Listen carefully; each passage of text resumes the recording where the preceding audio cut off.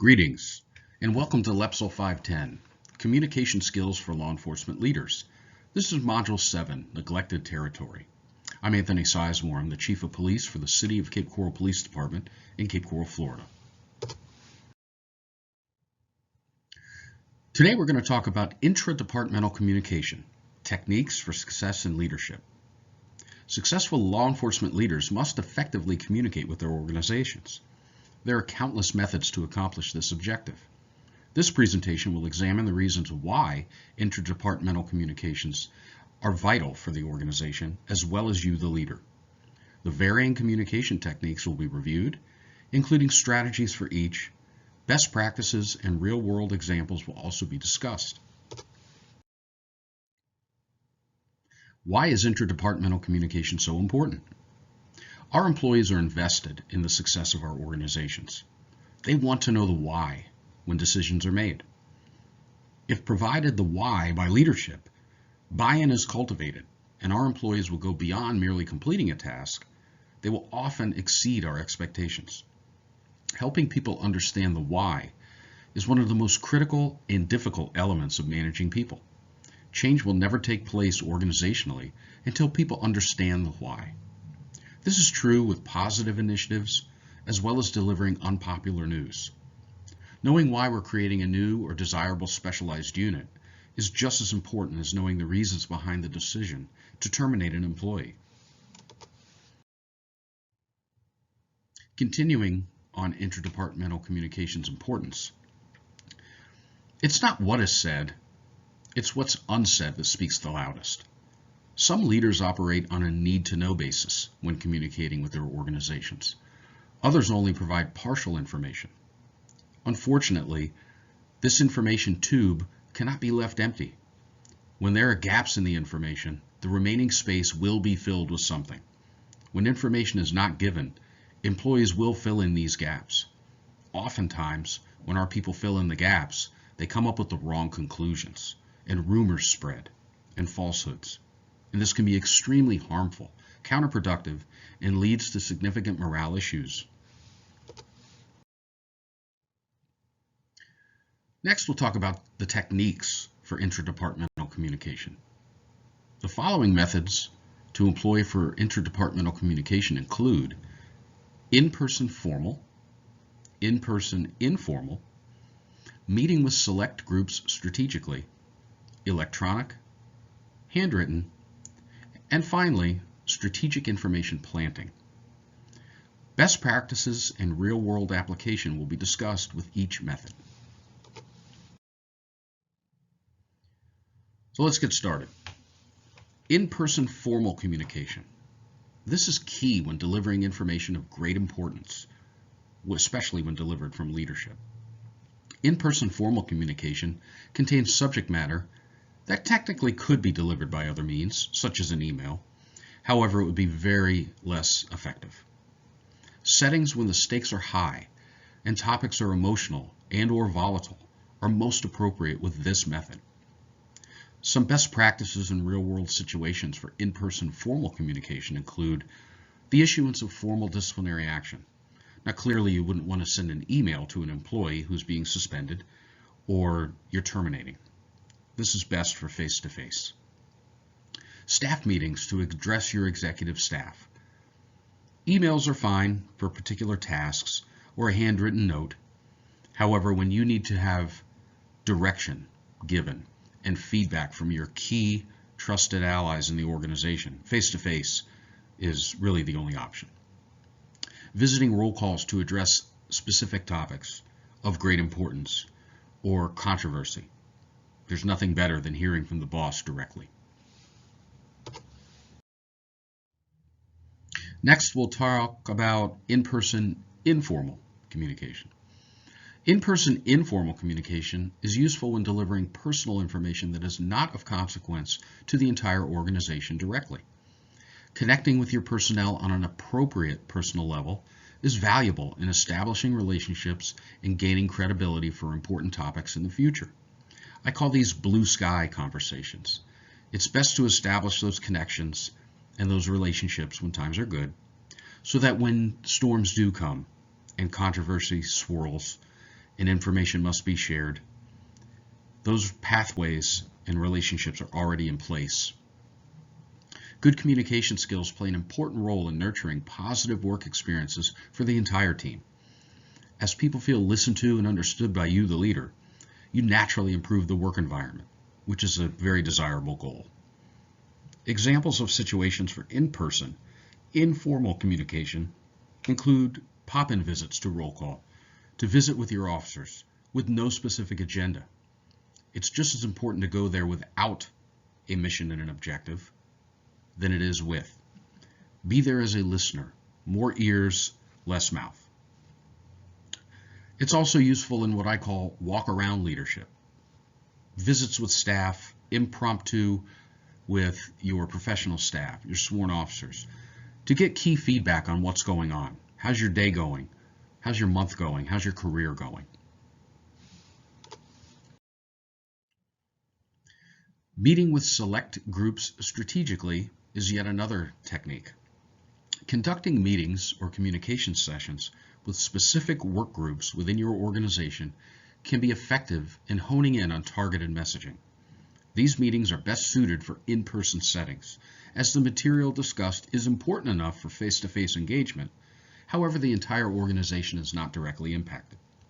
Examples of this include giving specific mission instructions to a particular unit, sharing accolades for a job well done by a particular team, communicating displeasure or your gratitude for a small group of individuals on a particular task. This method is closely aligned with in-person formal communication. Electronic communication will be our next topic. Now, electronic communication, specifically email, plays an important role in official communications. Now, email has gotten a bad rap in corporate and academic circles in terms as a communication tool as of late. However, email remains quite effective in the proper situation. It remains clear that email messaging is still a vital communication method for business in 2022. Yes, sending emails might seem less cutting edge or less personal than it used to be, but email messaging hasn't disappeared as a valuable method of communication for business today. Examples of when email is an appropriate form of communication would be the distribution of factual information to a large group of employees where time is of the essence. I think of, in Florida, natural disasters such as hurricanes as an example. An impending hurricane is going to require subsequent directives and orders, and letting the staff know that you're in key meetings, you're on top of it, and this is what we need to do. Informing staff of significant organizational movements such as promotions or large transfers. Notification of staff of an event. I think back to George Floyd. And the email was sent out explaining what we as an agency are doing with the community and our part in the healing process. Now, this example is like many others, and it's important to note that a follow-up, an appropriate follow-up to an email, may be an in-person formal meeting to really drive home the message. Next, we'll talk about handwritten communication. Handwritten communication is a subtle nuance that can significantly enhance your communication style as a leader. Chances are that your top achievers would love to have you acknowledge their hard work. And while high fives in the hallway and call-outs in meetings are great, but a thoughtful, personal note will really drive home and set you apart in highlighting your sense of appreciation. Leaders must be mindful of an over-reliance on email, especially when recognizing our employees' great work. We cannot underestimate the impact and value of a personal handwritten note on an individual employee's morale. Examples of appropriate times to utilize a handwritten note would be recognizing milestones such as employment anniversaries, promotions, birth of children, weddings, and significant personal events. Great achievements such as a big case, criminal apprehension, awards, or an untimely death in the family.